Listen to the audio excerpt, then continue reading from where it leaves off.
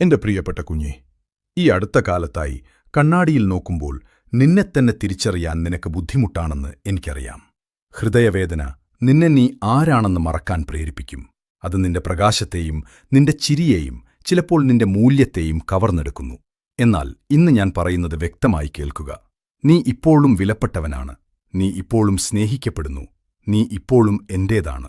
കാര്യങ്ങൾ എന്തുകൊണ്ടാണ് തകർന്നതെന്ന് മനസ്സിലാക്കാൻ നീ ഒരുപാട് സമയം ചിലവഴിച്ചു. നിനക്കൊന്നിനും തികയാതെ പോയല്ലോ എന്ന് നീ നിന്നെത്തന്നെ കുറ്റപ്പെടുത്തി.